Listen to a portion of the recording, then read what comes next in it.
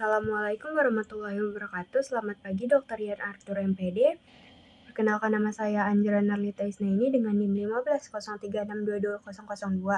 Pada kesempatan kali ini saya ingin mengemukakan argumentasi saya mengenai kesesuaian pendekatan kontekstual teaching and learning terhadap pembelajaran pada pendidikan vokasional.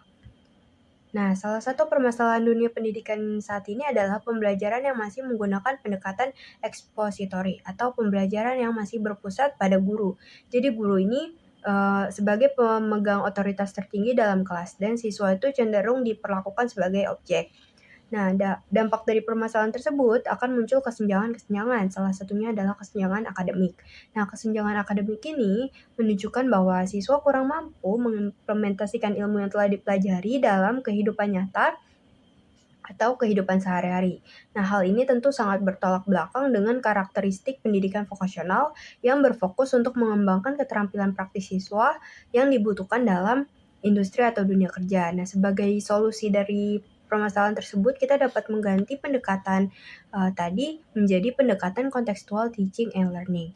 Nah, CTL ini merupakan sebuah pendekatan pembelajaran yang menekankan pada keterkaitan antara materi pelajaran dengan kehidupan nyata siswa. Jadi CTL ini membantu siswa menghubungkan konsep akademis dengan konteks dunia nyata sehingga pembelajaran menjadi lebih bermakna dan relevan. Nah, CTL ini memiliki 7 komponen utama yang salah satunya itu adalah konstruktivisme. Jadi siswa ini diharapkan dapat membangun atau mengkonstruksi kembali materi yang telah dipelajari atau konsep materi yang telah dipelajari. Nah, CTL ini mendorong siswa untuk menemukan materi, kemudian menghubungkan materi dengan kehidupan nyata dan kemudian itu menerapkannya dalam kehidupan nyata. Nah, dalam pendidikan vokasional, pembelajaran berbasis konteks dunia nyata itu sangat penting untuk mempersiapkan siswa menghadapi tantangan dan situasi nyata di tempat kerja. Siswa itu tidak hanya belajar teori, tetapi juga mengaplikasikan pengetahuan dan keterampilan mereka dalam situasi yang menyerupai lingkungan kerja yang sebenarnya. Nah, oleh karena itu, CTL ini dianggap cocok untuk mengatasi permasalahan pendidikan, terutama pendidikan vokasional yang sudah saya sebutkan. Nah, ada beberapa hal yang harus diperhatikan dalam implementasi CTL pada pendidikan vokasional. Yang pertama itu adalah pemilihan strategi pembelajaran yang sesuai. Misalnya project-based learning, cooperative learning, study kasus, atau problem-based learning. Nah, selain itu, peran guru juga sangat penting sebagai fasilitator dan pembimbing dalam proses pembelajaran. Nah, guru ini membantu menciptakan lingkungan belajar yang otentik, memberikan arahan, memfasilitasi eksplorasi, dan penemuan konsep oleh siswa.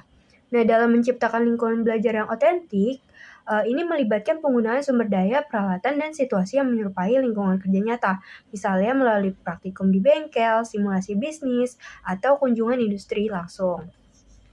Adapun tantangan dalam penerapan CTL pada pendidikan vokasional, yang pertama penerapan CTL ini butuh sumber daya dan fasilitas seperti perlengkapan praktikum, peralatan simulasi, dan teknologi yang memadai untuk menciptakan lingkungan belajar yang otentik dan menyerupai dunia nyata. Nah, pada kenyataannya di beberapa sekolah ini, kesediaan sumber daya dan fasilitas itu masih kurang karena kurangnya anggaran dana.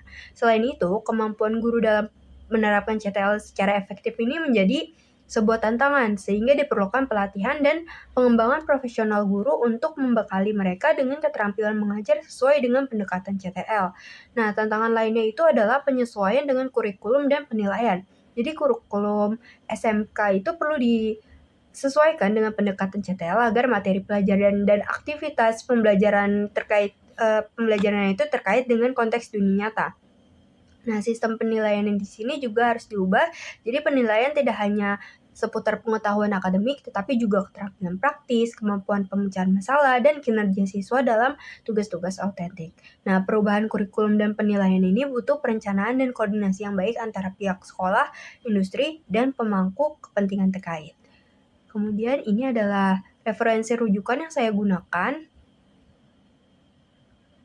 Sekian argumentasi yang dapat saya sampaikan. Terima kasih. Wassalamualaikum warahmatullahi wabarakatuh.